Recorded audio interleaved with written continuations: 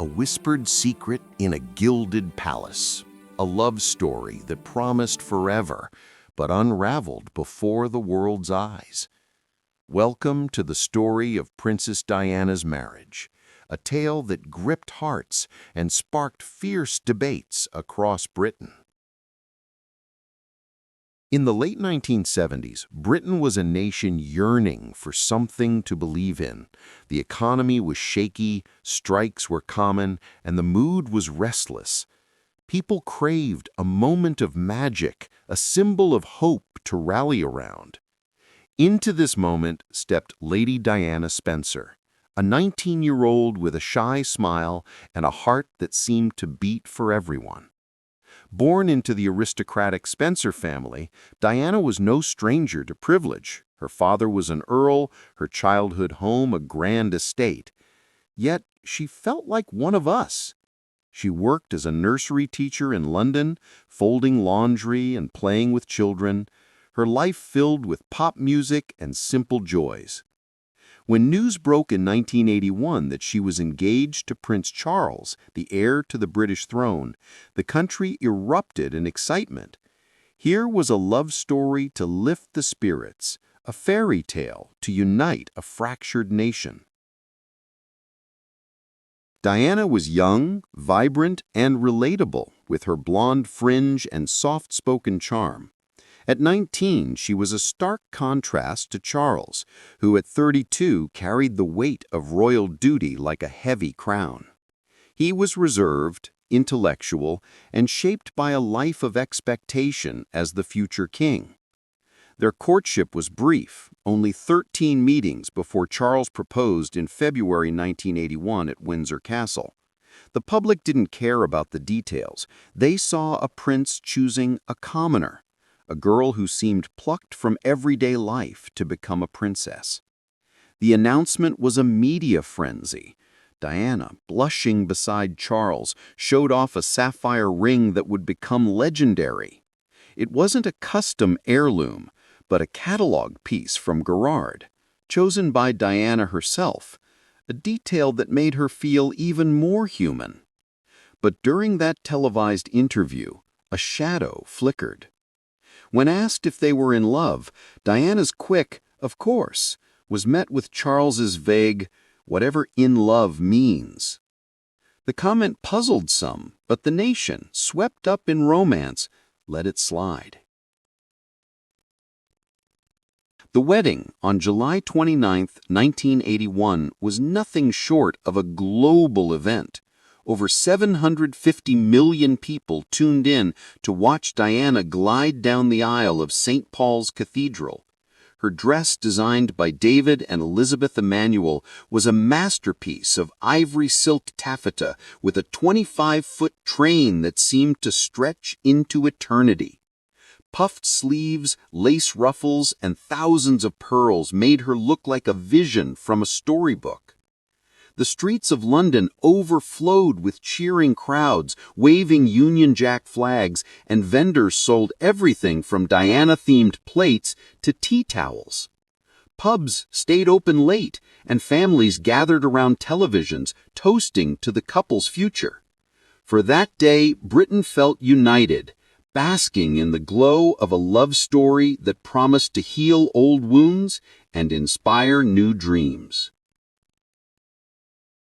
But beneath the pageantry, not all was as it seemed.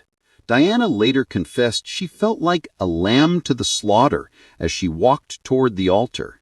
She sensed Charles's distance, a coolness that clashed with the warmth she projected.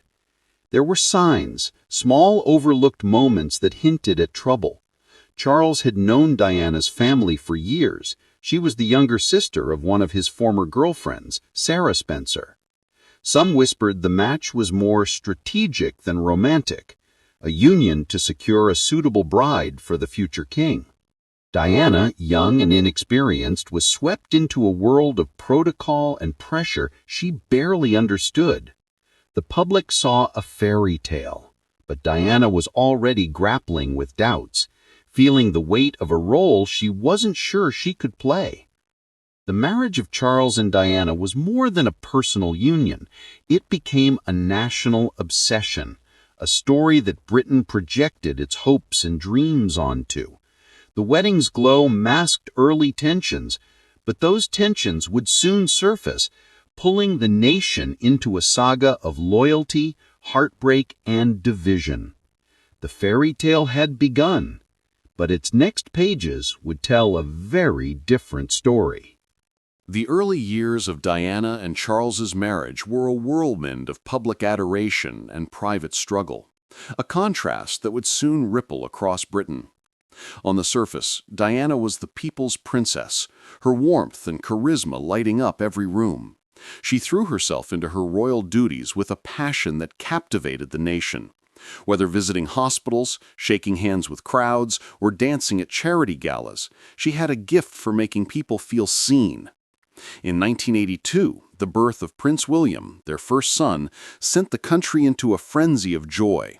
Union Jacks waved once more, and newspapers splashed photos of the young family, calling them the future of the monarchy. A year later, in 1984, Prince Harry's arrival cemented the image of a happy, growing family. To the public, Diana was not just a princess, but a mother, a figure of compassion who seemed to embody the nation's heart. Yet, behind palace walls, the reality was far less rosy. Diana struggled to adapt to the rigid world of royalty. The formality of Buckingham Palace felt like a cage, its protocols stifling her spontaneity. She was expected to be perfect, poised, polished, and silent, while her husband seemed distant, absorbed in his own world of duties and interests. Charles, raised in the Stoic tradition of the monarchy, found Diana's emotional intensity overwhelming. She, in turn, felt isolated, craving affection he couldn't give. The age gap and their differing personalities widened the rift. Diana loved pop culture, romantic novels, and connecting with people. Charles preferred classical music, gardening, and intellectual pursuits. Their incompatibilities, once hidden by the glow of their wedding, began to surface in painful ways. The media, once their cheerleader, started to sense trouble. Paparazzi hounded Diana, capturing every smile and tear. Her every move was scrutinized, from her fashion choices, those bold shoulder pads and vibrant dresses, to her body language with Charles. A photo of the couple at an event, with Diana looking wistful while Charles gazed elsewhere, sparked whispers. Gossip columns began to hint at tension, though the public still clung to the fairy tale. Diana's struggles with bulimia, later revealed in her own words, began during this time, a silent cry for control in a life that felt increasingly chaotic. She felt trapped, confiding in friends that she was desperately unhappy, but unable to speak out publicly. Meanwhile, another shadow loomed, Camilla Parker Bowles. Charles's longtime friend and former flame remained a presence in his life, a fact Diana discovered early in the marriage. She found a bracelet Charles had made for Camilla, engraved with their initials, just weeks before the wedding. The discovery shattered her, planting seeds of jealousy and betrayal. While the public remained oblivious, Diana's suspicions grew, fueling arguments that left her feeling powerless. Britain, still enamored with the royal couple, saw only the glossy images. The tours to Australia and Canada, where Diana charmed world leaders and crowds alike. But those closest to the couple knew the truth. The marriage was crumbling, and the nation's golden couple was living a lie. The divide between public perception and private reality set the stage for a national drama. Diana's popularity soared, her every gesture winning hearts, while Charles began to seem aloof in comparison. The press started to take sides, some praising Diana's warmth, others defending Charles's duty-bound demeanor. Britain, once united by their wedding, began to fracture, with loyalties split between the prince and his radiant but struggling princess. The story of their marriage was no longer just a personal tragedy. It was becoming a mirror for a nation's hopes, divisions, and unspoken tensions. By the late 1980s, the fairy tale of Diana and Charles's marriage had transformed into a public saga that split Britain down the middle. Diana's star shone brighter than ever, her compassion and charisma making her a global icon. She redefined what it meant to be royal, breaking protocol to hug children, comfort the sick, and champion causes like AIDS awareness and landmine removal. In 1987, she shook hands with an AIDS patient without gloves, a bold move that shattered stigma and won hearts worldwide. Her visits to homeless shelters and hospitals weren't just photo ops, they were moments of genuine connection. People saw her kneeling to talk to a child or laughing with a patient, and they felt she understood their struggles. Diana's vulnerability, her shy glances, her tearful eyes and candid shots made her relatable in a way the monarchy had never been. To many, she was the beating heart of Britain, a princess who cared. Charles, meanwhile, struggled to keep up. His reserved nature and traditional approach to royal duties paled next to Diana's vibrancy. He was passionate about architecture, the environment, and organic farming, causes that were forward-thinking but less emotionally gripping. The public began to see him as cold, out of touch, even jealous of his wife's popularity. Newspapers fueled the divide, with headlines pitting Saint Diana against stuffy Charles. The couple's public appearances grew tense. At a 1989 event in Washington, D.C., Diana danced with John Travolta at the White House, her black velvet gown and radiant smile stealing the spotlight. Charles, standing nearby, seemed like a bystander in his own marriage. The media ate it up, framing Diana as the star and Charles as the villain. Behind closed doors, the marriage was in free fall. Diana's bulimia worsened, a private battle she linked to the emotional toll of Charles's detachment and his ongoing relationship with Camilla. She later revealed finding love letters and hearing Charles's late-night phone calls to Camilla, each discovery a dagger to her confidence. Charles, frustrated by Diana's emotional outbursts and the media's adoration of her, retreated further. The couple lived increasingly separate lives, with Diana pouring her energy into her sons, William and Harry, and her charity work. She confided in friends like her dance teacher Anne Allen about her loneliness, saying she felt like an outsider in the royal family. Charles, meanwhile, sought solace in Camilla, their bond rekindling despite his marriage. The public began to catch on.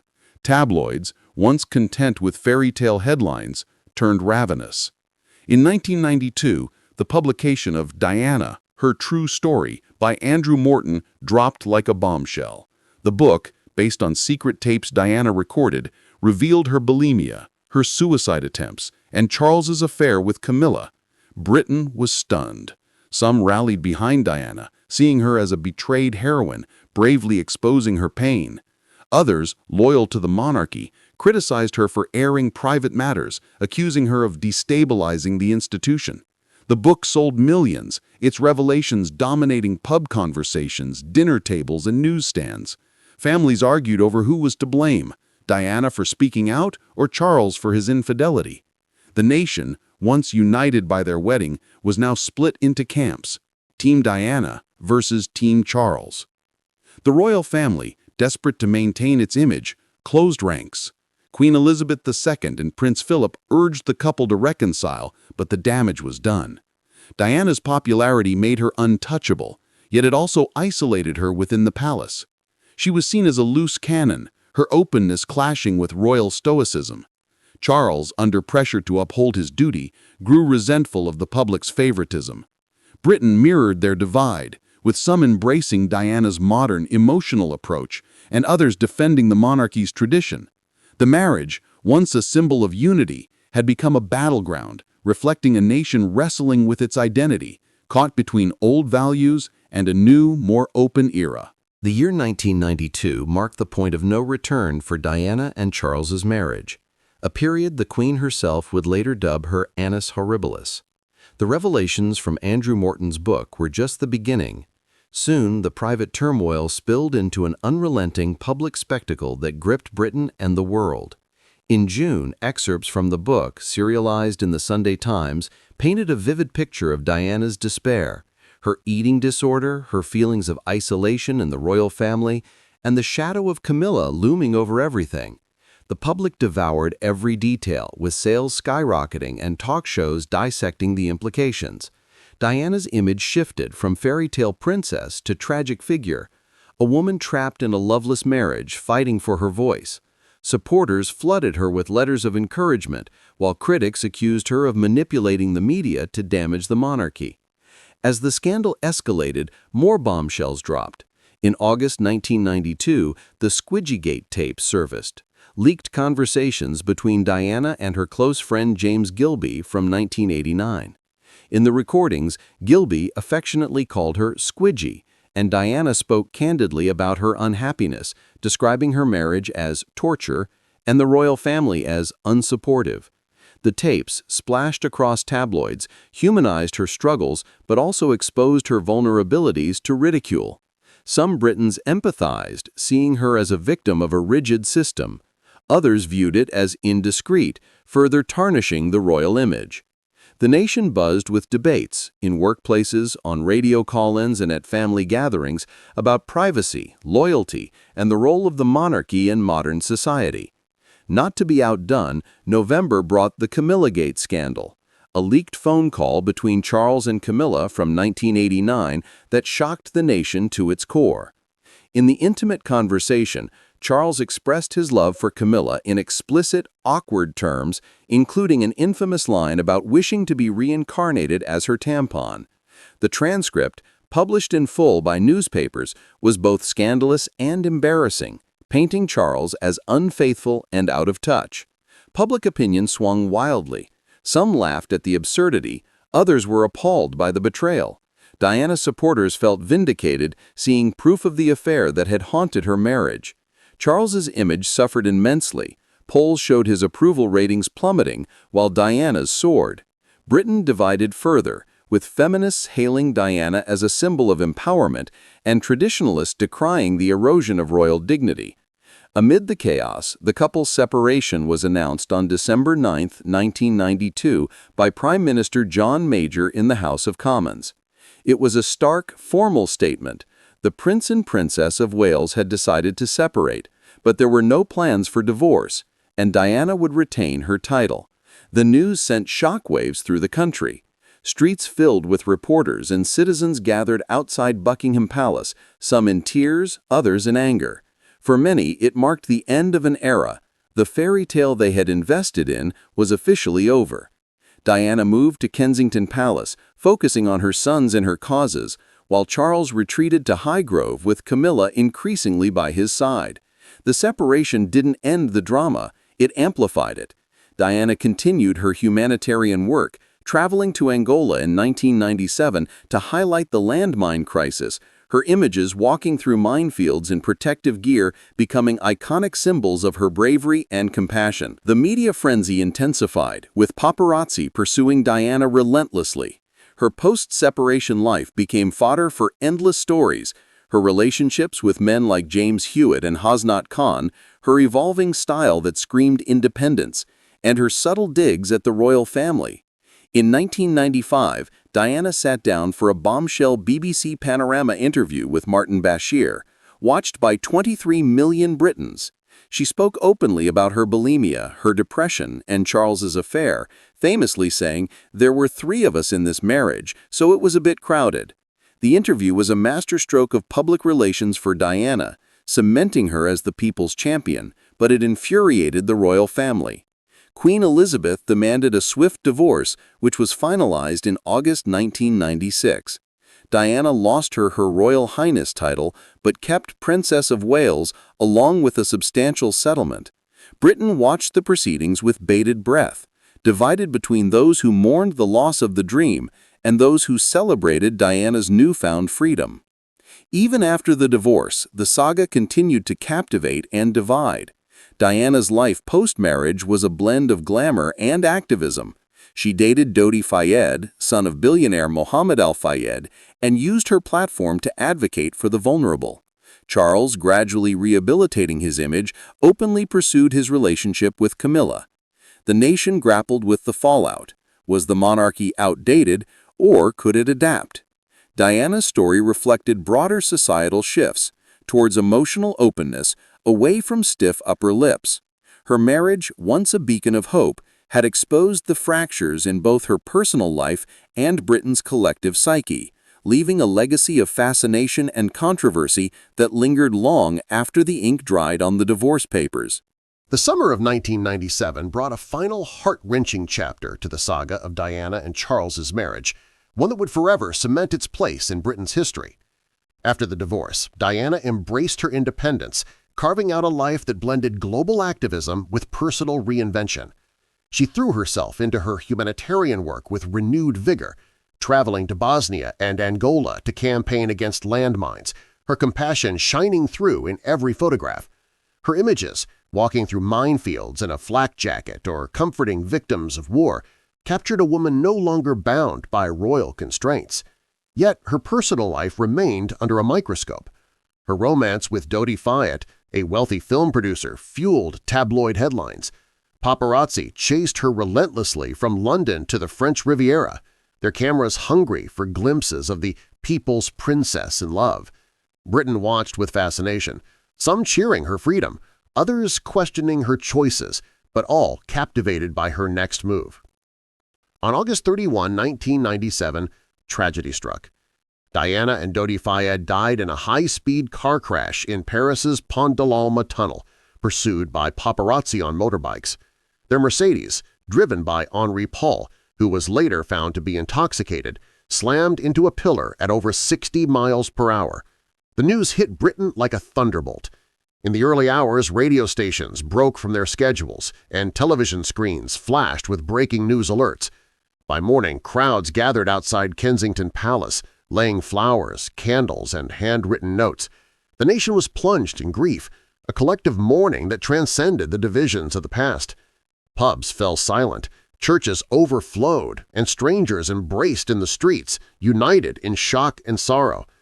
Diana, at 36, was gone, leaving behind her sons, William and Harry, aged 15 and 12, and a country that felt it had lost its heart. The aftermath was a reckoning. The royal family, vacationing at Balmoral when the news broke, faced criticism for their initial silence. Queen Elizabeth's delay in addressing the nation sparked outrage. Some felt the monarchy was out of touch, clinging to protocol while the public grieved. Her eventual televised address, calling Diana an exceptional and gifted human being, softened some criticism, but the damage was done. Polls showed declining support for the monarchy, with many crediting Diana for exposing its flaws. The press, too, faced scrutiny. The paparazzi's role in the crash ignited debates about media ethics, leading to calls for privacy laws. Yet the same tabloids that hounded Diana published tributes, their hypocrisy not lost on a grieving public. Diana's death reframed her marriage's legacy. What began as a fairy tale had revealed uncomfortable truths. Charles's affair with Camilla, confirmed by the Camillagate tapes, was no longer a rumor but a fact that tainted his image for years. Diana's own revelations, her bulimia, her suicide attempts, and her affairs with men like James Hewitt showed a woman fighting to survive a system that stifled her. The marriage was a microcosm of Britain's struggles between tradition and modernity, stoicism and emotion, duty and individuality. Diana's openness, once divisive, became her enduring gift. She forced the monarchy to confront its rigidity, paving the way for a more relatable royal family. Charles, vilified during the marriage, slowly rebuilt his reputation, marrying Camilla in 2005, a move that once seemed unthinkable but was gradually accepted. Britain remained divided even after Diana's death. Some saw her as a martyr betrayed by Charles and the royal establishment. Others viewed her as a flawed figure whose media games fueled the chaos. Her legacy, however, was undeniable. She transformed the monarchy's image, inspired global humanitarian efforts, and left behind two sons who carried her compassion forward. William and Harry's work on mental health and veterans' causes echoed their mother's ethos. The nation, once united by her wedding, then split by her struggles, found unity in mourning her, but the scars of those divisions lingered. Diana's story, her marriage, her pain, her triumphs remained a mirror for Britain, reflecting its hopes, flaws, and capacity for change.